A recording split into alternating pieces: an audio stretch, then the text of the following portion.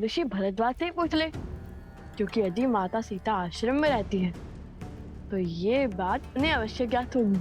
नहीं भैया, मेरा मन तो कहता है माता सीता आश्रम में ही होंगी।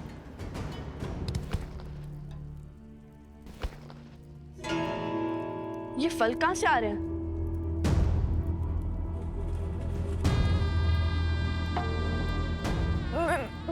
मेरे फल, मेरे फल।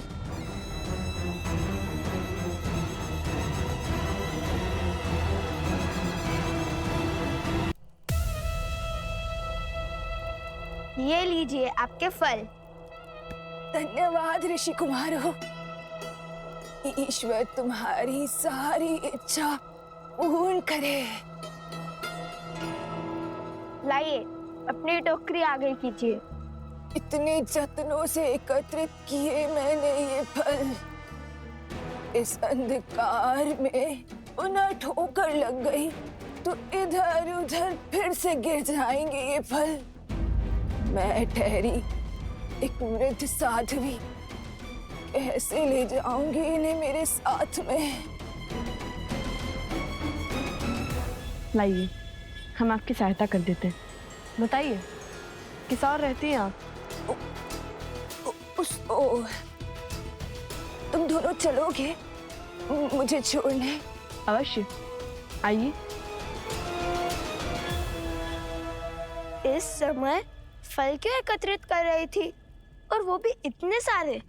मेरा इस संसार में कोई भी नहीं है, मैं अकेली ही रहती हूँ और इसीलिए मैं फल इकट्ठे करने निकल जाती हूँ सांझ को।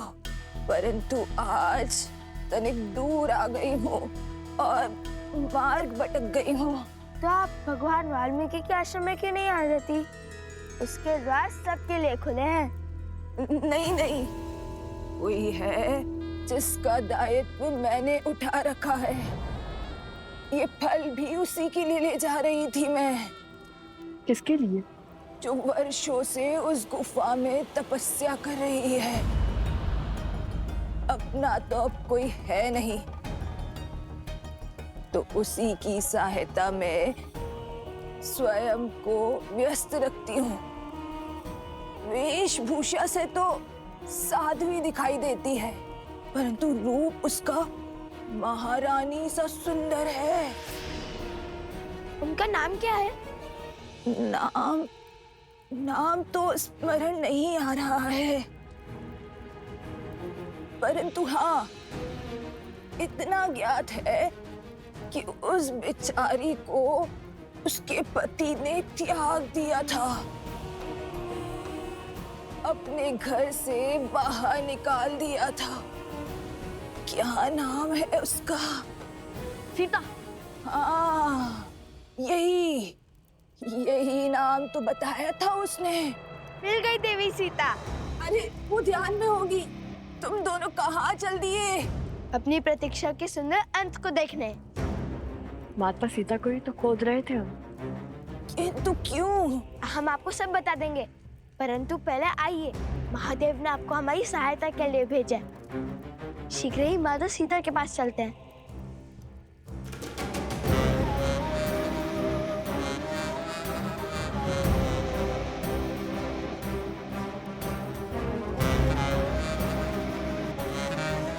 बस यही इसी गुफा में है वो देवी सीता।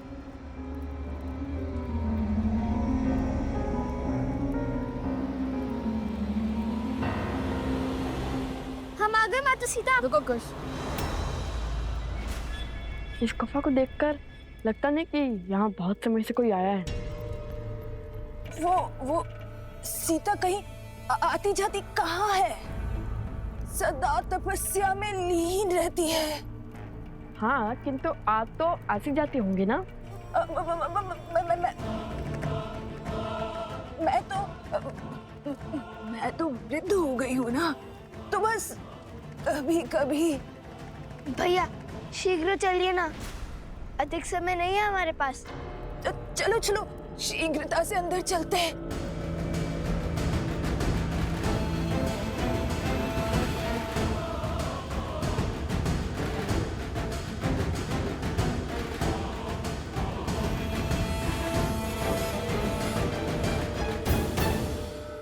बस अब मैं और नहीं चल पाऊंगी।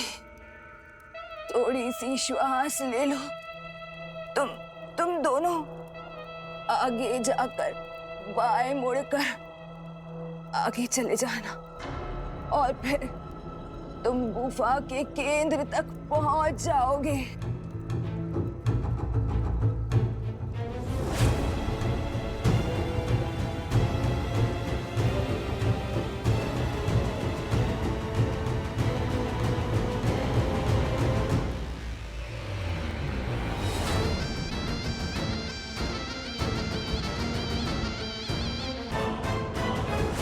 देवी सीता, माता सीता, देवी सीता कहाँ है आप?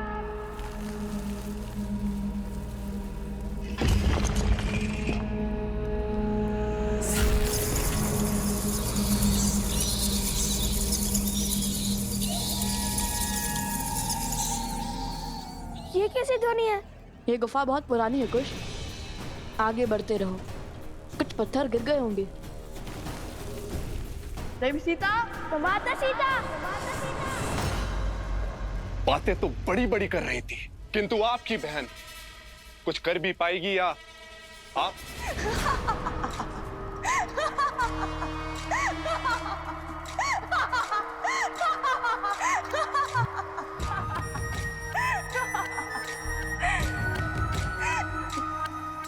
विश्वास नहीं हो रहा होगा ना कि जो कार्य वर्षों से 2 महाराक्षस नहीं कर पाए वो कार्य एक स्त्री कर पाएगी। परंतु अब विश्वास होगा जब शूर्पणखा की गति और मति के समक्ष शीश झुकाएंगे आप लोग।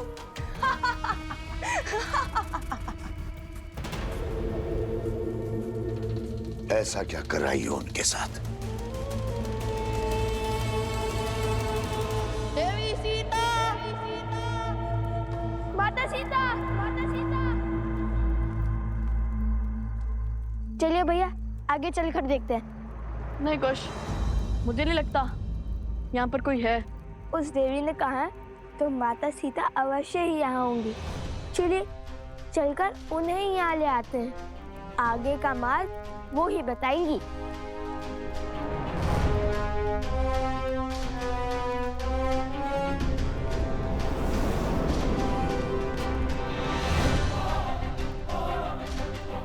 कहाँ गई वो? यही तो छोड़ा था, अवश्य ही बाहर चली गई होंगी।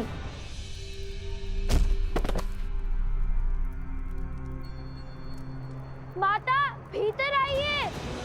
माता,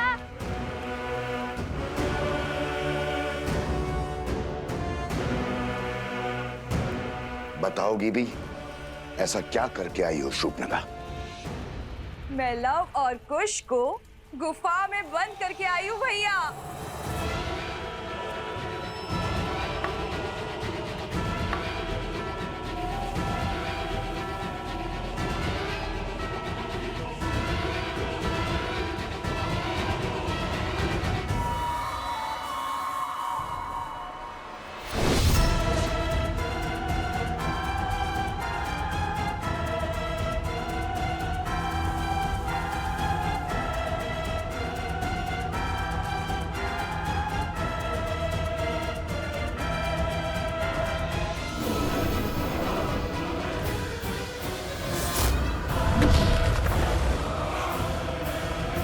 वो दोनों मूर्ख बालक गुफा में बंद हो चुके हैं। गुफा में बंद करने से क्या होगा? हमें अपने राक्षसों को वहां भेजकर उनका अंत कर देना चाहिए। ऐसा कुछ करने की आवश्यकता नहीं है, क्योंकि वो दोनों मूर्ख बालक पूरी रात्रि गुफा में बंद रहेंगे और सीता को खोजने का समय खो चुके होंगे। और जब तक वो बाहर निकलेंगे सूर्योदय हो चुका होगा। और तुम्हारे हर संदेह का उत्तर मैं नहीं, लव और कुश की मृत्यु देह देंगी। तब तक के लिए तुम आनंद उठाओ शूर्पणखा के षड्यंत्र का।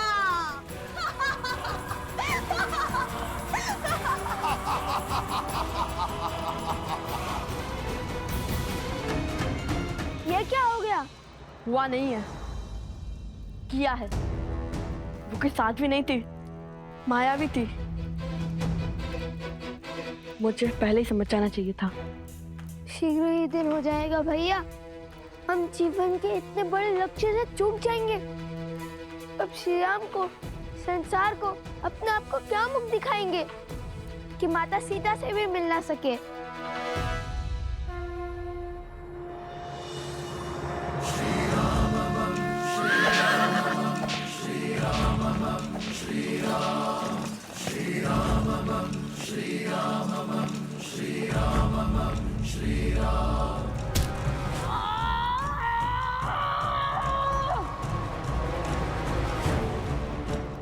और मन लगा कोश, हमें आपसे निकलना ही होगा। और मन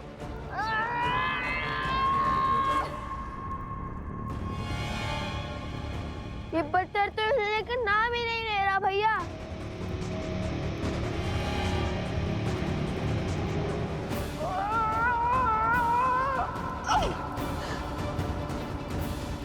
यदि हम वहां नहीं पहुंचे तो अश्वमेध यज्ञ के अश्व का क्या होगा?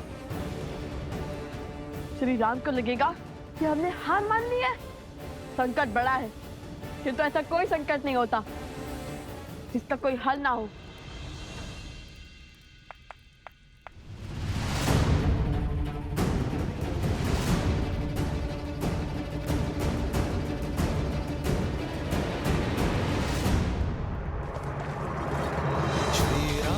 चंद्र कृपालु भजुमन हरण भव भय दारुणम पटपीत मानहु दड़ित रुचि सुचि नौमि जनक सुतावरम श्री प्रणाम प्रभु। राम राम श्री राम। लवकुश कहाँ है? लगता है उन्होंने अपनी माता को सत्य बता दिया है और उनकी माता ने उन्हें समझा दिया है। ईश्वर करे यही हुआ हो प्रभु। आर्य सुमंत, अश्वमेध यज्ञ के अश्व पे अपना अधिकार कीजिए और मेरे हनुमान को बंधन मुक्त कीजिए। हम अश्वमेध यज्ञ पूर्ण करने की दिशा में आगे बढ़ते हैं। रुकिए,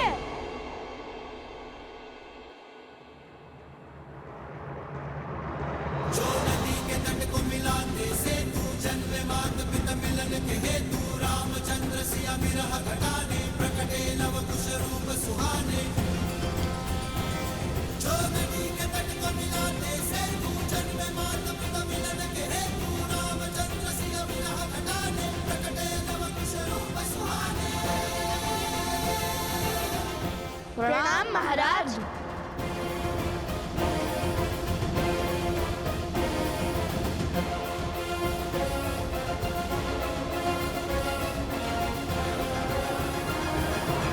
प्रणाम करके दंड से नहीं बच पाओगे तुम दोनों। बहुत विलंब कर दिया आने में तुम दोनों ने। ये विचार कर रहे थे कि युद्ध में जाए या नहीं।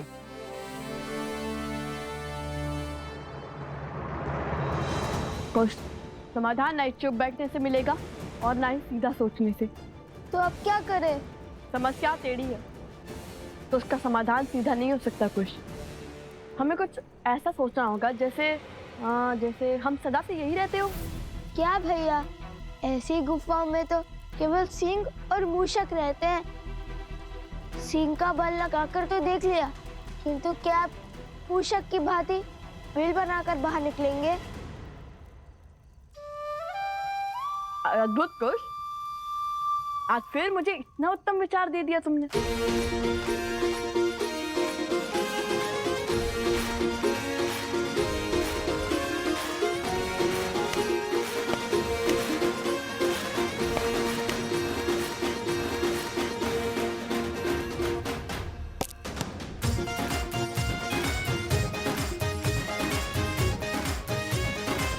अरे भैया, भूमि के नीचे खोदने से तो 3-4 अश्वमेध यज्ञ संपूर्ण होने के बाद ही बाहर निकलेंगे।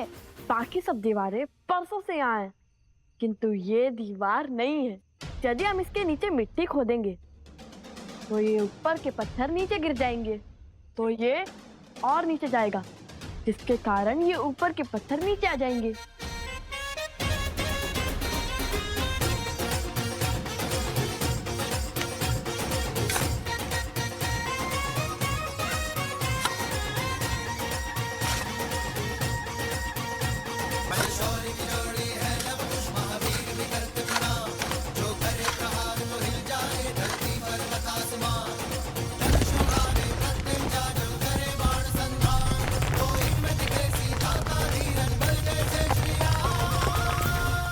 विलंब से आए हैं किंतु उचित मार्ग पर आए हैं। काल मेघों से गिरा हो तो उदय होने में समय लग सकता है। इसका अर्थ ये नहीं है कि उसने रात्रि से हार मान ली। अब किस माया में उलझाने आए हो? लड़ना है तो सामने से लड़ो। अरे लड़ना ही तो नहीं चाहते, इसलिए इस समस्या का समाधान ढूंढने गए थे। इस समस्या का एक ही समाधान है, तुम अपनी हट और अश्वमेध यज्ञ का अश्व दोनों छोड़ दो। नहीं श्री राम, इस समस्या का समाधान है देवी सीता।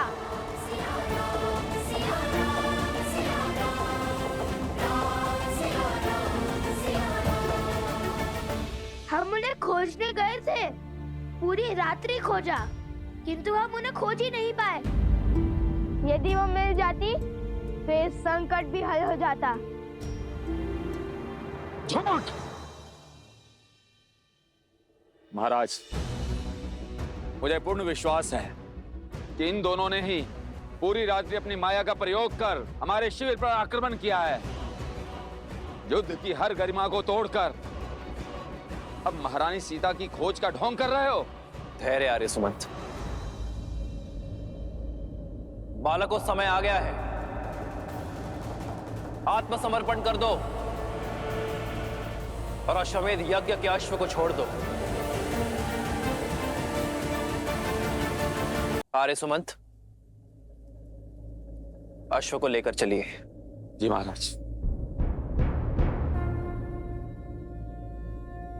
गुरुदेव।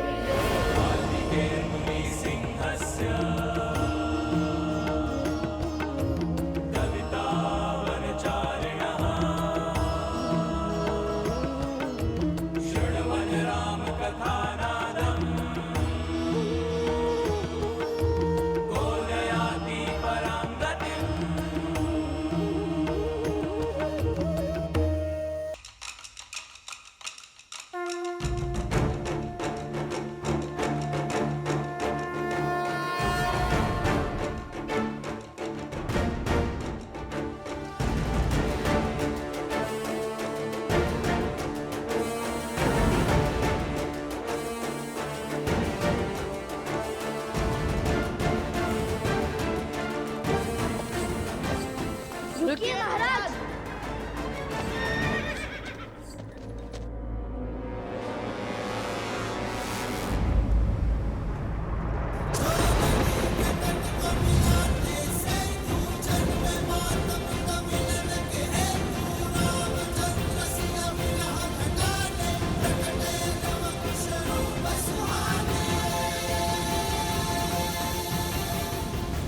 क्या हुआ जो हम माता सीता को नहीं खोज पाए, किंतु कलंक और लांछन किसी का नहीं सहेंगे। हम रामायण पूर्ण करने का वचन निभा कर रहेंगे। अपना प्रण पूर्ण करने के लिए, अपना प्राण देने के लिए सजे हैं हम आपसे युद्ध अवश्य करेंगे श्री राम। अश्वमेध यज्ञ को बिना माता सीता के पूर्ण नहीं होने देंगे। बालकों, युद्ध की आवश्यकता नहीं थी, किंतु तुम्हारे वचन का मान रखना मेरा कर्तव्य है। यदि तुम्हारी यही इच्छा है तो ये राम भी सज्ज है। धर्म का है ये कैसा बंधन, तोड़ सके नर ना नारायण।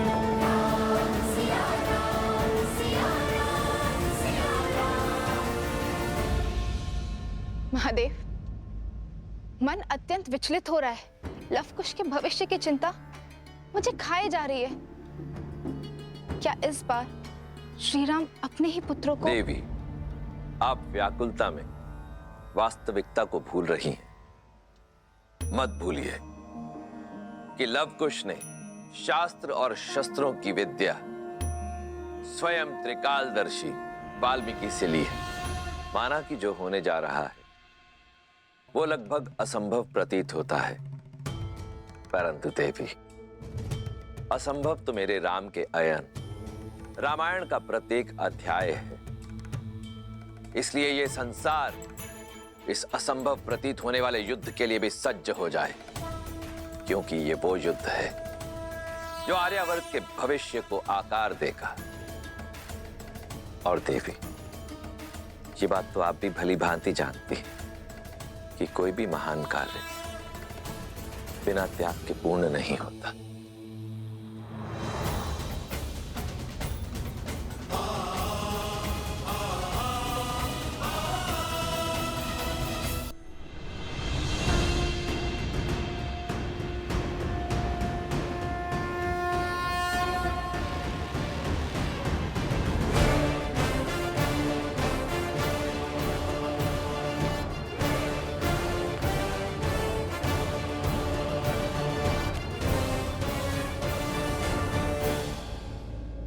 सुमंत जी, हमने चुनौती स्वीकार कर संसार के सबसे सुंदर गाथा की अपूर्णता को ललकारा है।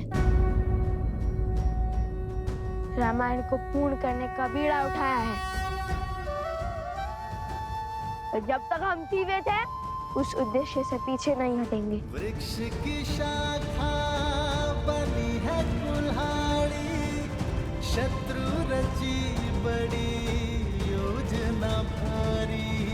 सिंह हुआ सिंह रक्त का प्यासा, शत्रु ने फेंका कैसा पासा।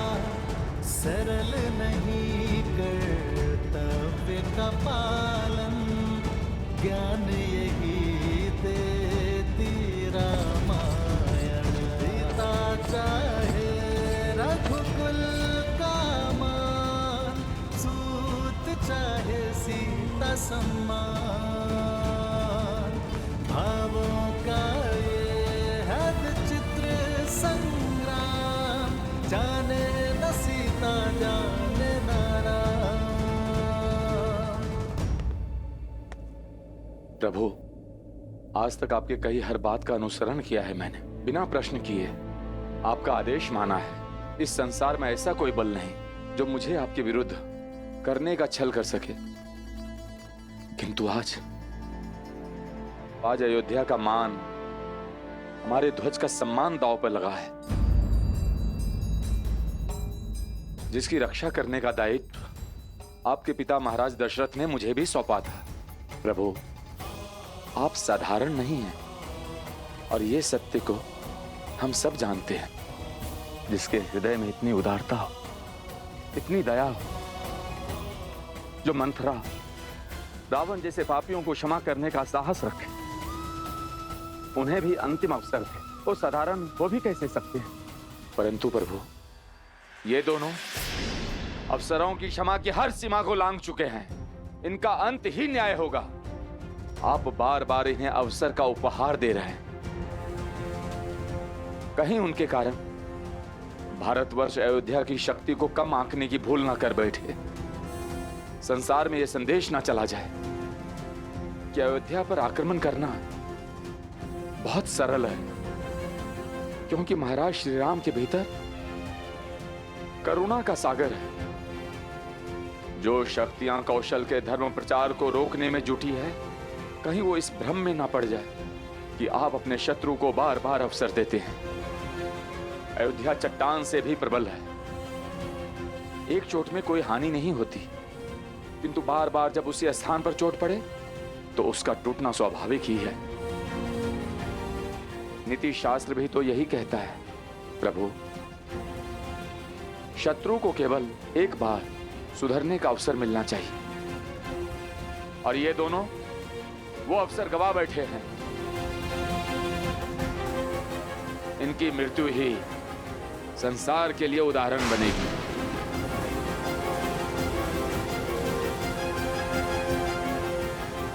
अयोध्या की शक्ति की प्रचारक बनेगी। यदि मेरी भक्ति अयोध्या के लिए सत्य है, आज आप उस सुमंत की बात नहीं टालेंगे। इसने आपके जन्म से लेकर अब तक आपकी उपस्थिति को उत्सव की भांति मनाया है, जिसने खेल में ही नहीं प्रशिक्षण में भी आपका साथ दिया है, जिसने भारी मन से आपको वन गमन के लिए विदा किया था।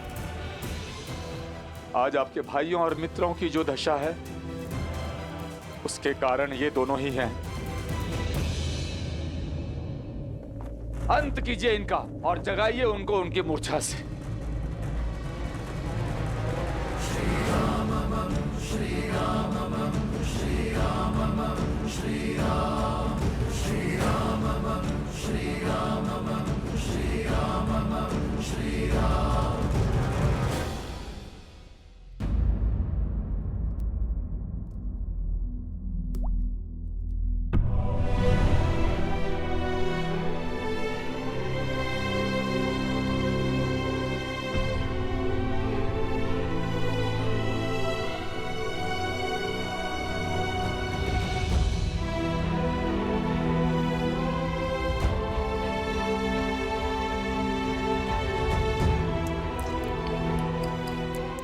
वेदराज,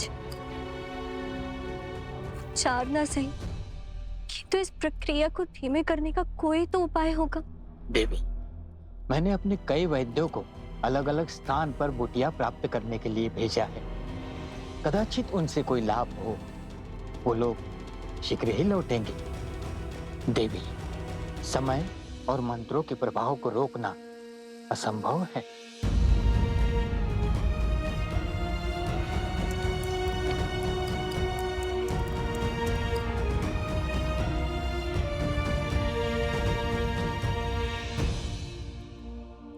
मानवी, श्री राम के होते हुए चिंता कैसी? वो अपना वचन अवश्य निभाएंगे।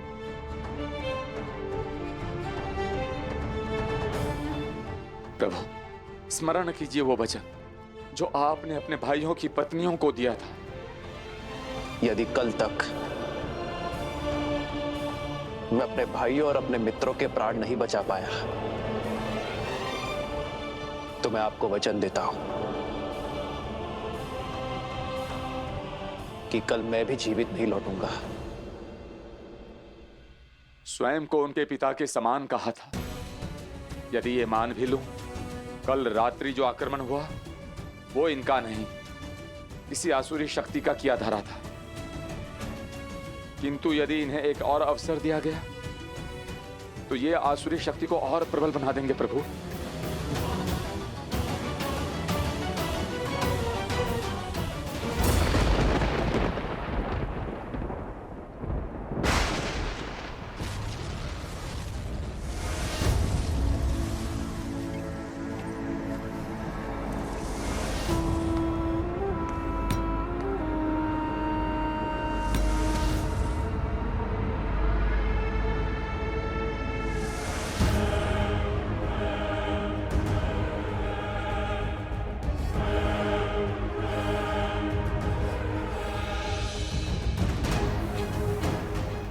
शत्रु पर तब प्रहार करो जब उसका बल और संबल टूटा हुआ हो। ये युद्ध की सबसे उत्तम नीति है। जब राम अपने पुत्रों को मारेगा तब वो टूट जाएगा और तब हम उसकी संतान रूपी अयोध्या पर वार करेंगे। उन्हें संभलने का समय ही नहीं देंगे।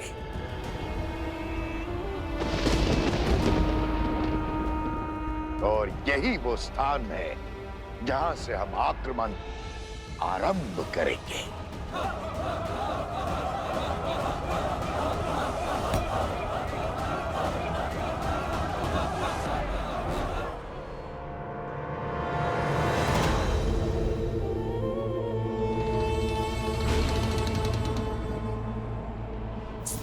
बड़ा ही उत्तम चुना है आपने भैया। अब हमारे सहस्त्र राक्षसों की सेना अयोध्या का चिन्ह, राम राज्य का स्वप्न सब धराशाही कर देगी। बस अब पिता और पुत्रों में युद्ध शीघ्र ही आरंभ हो जाए। जीते चाहे कोई भी, विजयी तो हम ही होंगे। बस अब इस युद्ध में कोई बाधा ना बने। प्रभु, निर्णय की डोर आपने थाम रखी है। यदि आज अपने ही पुत्रों की मृत्यु का कलंक आप पर लगा, तो भगवान का ये भक्त प्रभु चुप नहीं बैठेगा।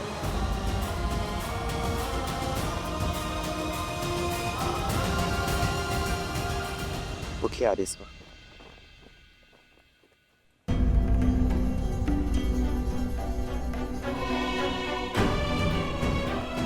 यदि लव और कुश को अंत करने के पश्चात प्रभु को सत्य का ज्ञान हुआ, तो प्रभु स्वयं को कभी क्षमा नहीं कर पाएंगे।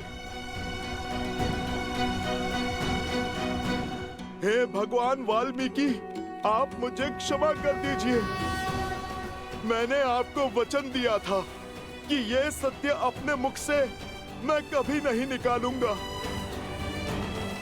किंतु यदि आज मैं मौन रहा तो ये मेरे प्रभु के साथ विश्वासघात होगा, संसार का सबसे बड़ा पाप होगा।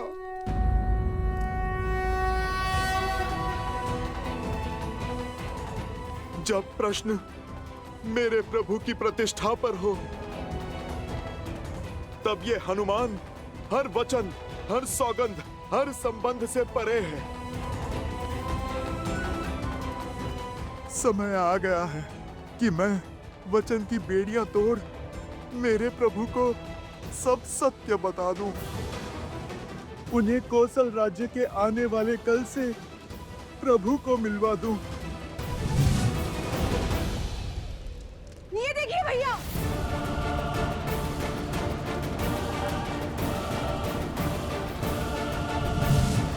मैं आपकी चिंता और व्यथा दोनों को समझता हूँ आर्यसमंत। आपने अपना संपूर्ण जीवन अयोध्या की सेवा के लिए समर्पित किया है। यदि मैं ये कहूं कि अयोध्या की प्रतिष्ठा की चिंता आपको मुझसे अधिक है, ये कहना अनुचित नहीं होगा।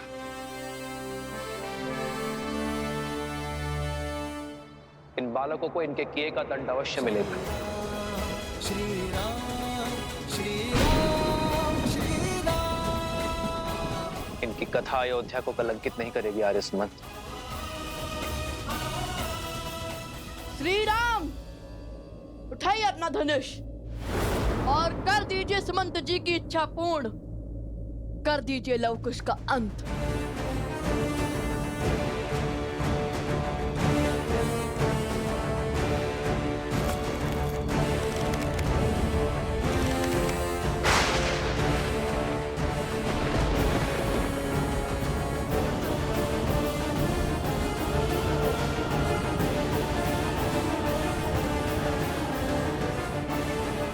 नहीं प्रभु, अपने हाथों से अपने संबंधों का रक्त मत बहाइए।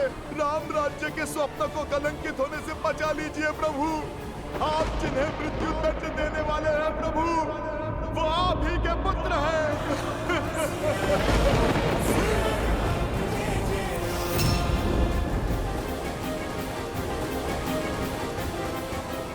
नहीं, ये नहीं हो सकता।